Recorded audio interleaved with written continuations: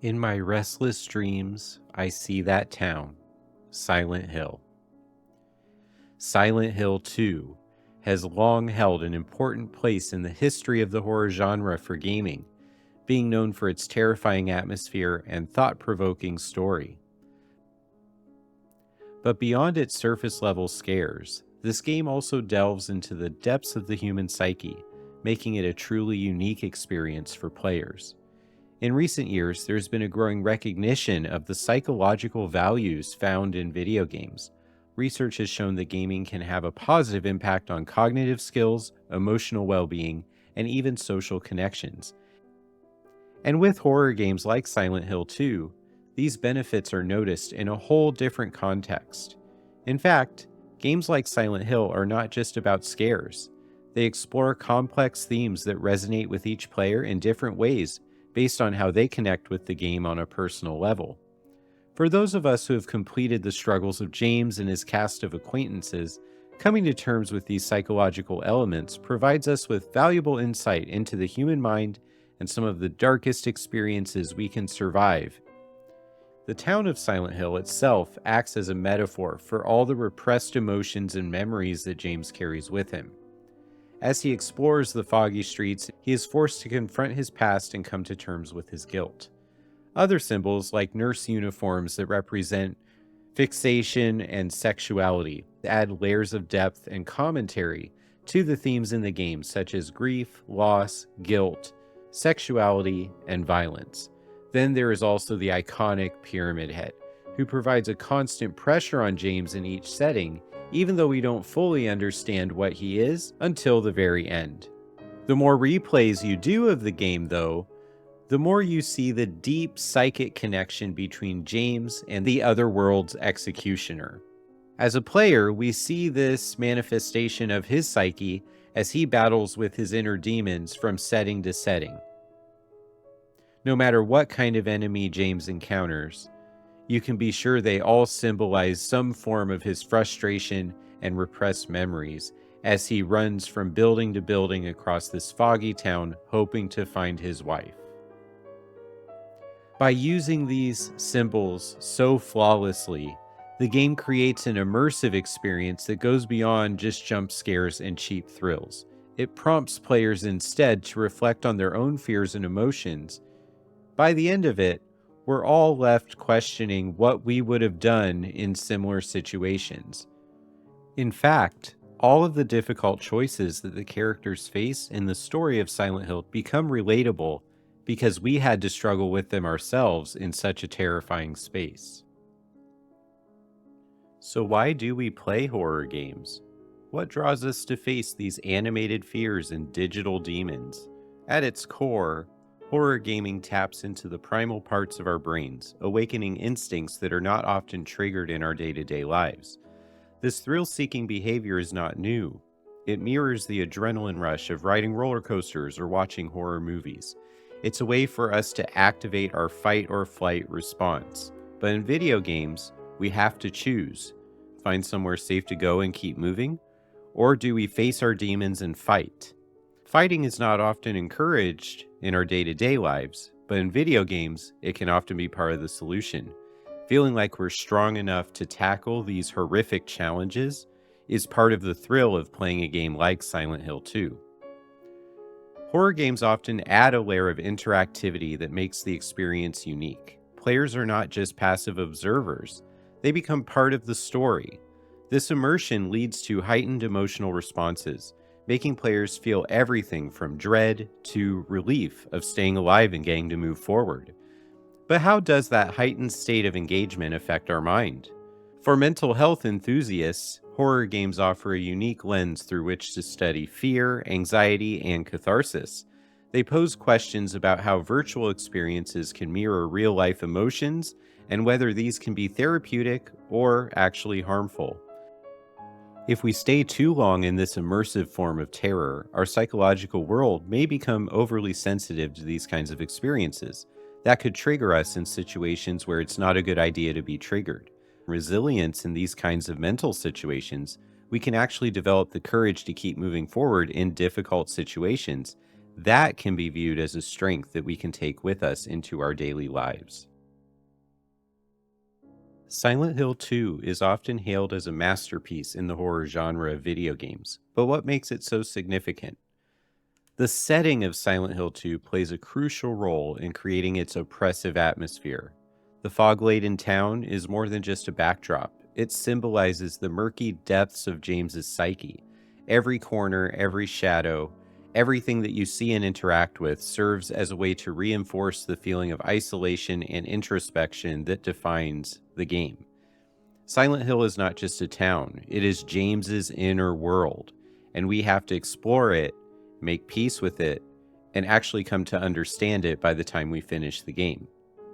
Characters in Silent Hill 2 are also crafted with depth and nuance, each one representing different facets of human emotion and conflict. From the mysterious Maria, who we meet early on in the game, to Angela, Eddie, and also Laura, everyone in the story represents an important conflict that James has to understand so he can complete his flow of interactions with that person. Some of the things James has to understand are not actually seen clearly until it is way too late, once we know the full story.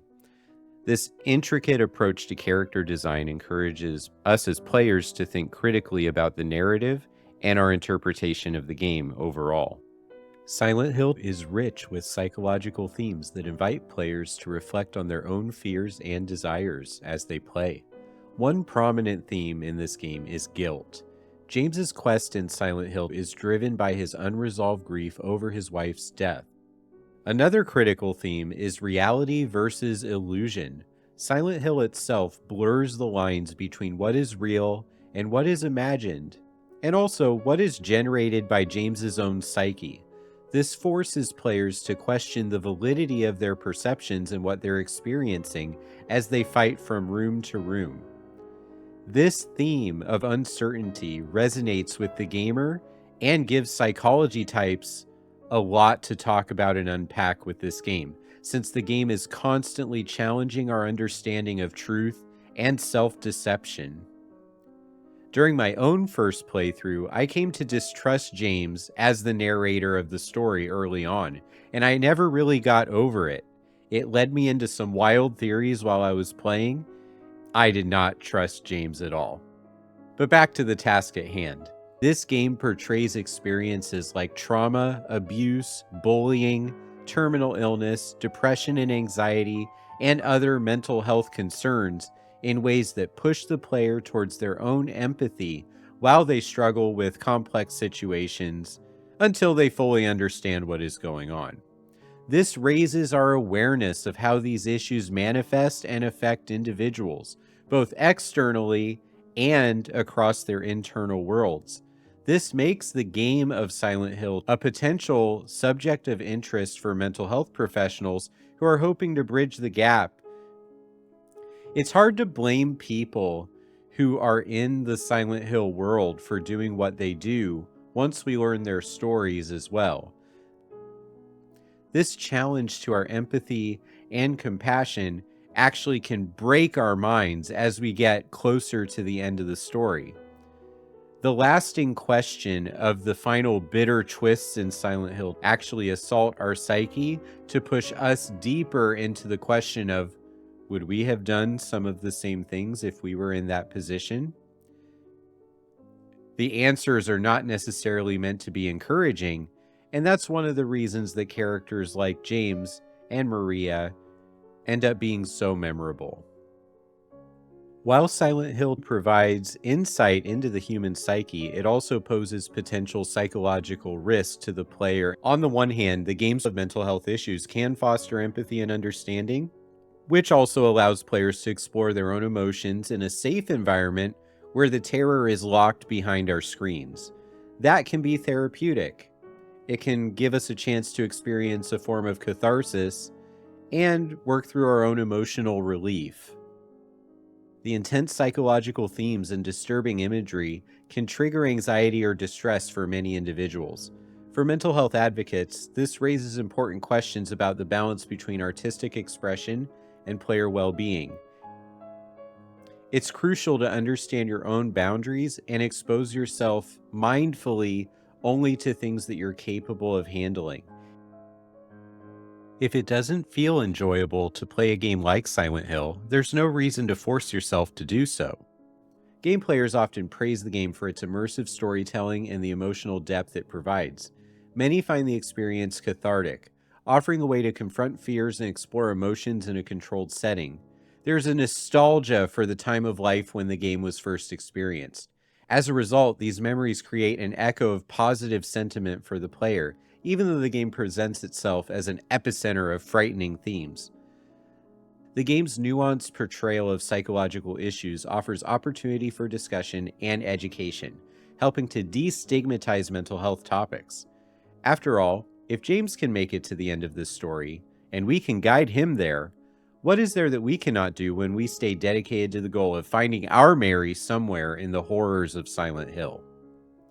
By challenging ourselves and others to work through the themes of Silent Hill 2, we're able to have conversations that we might not normally have.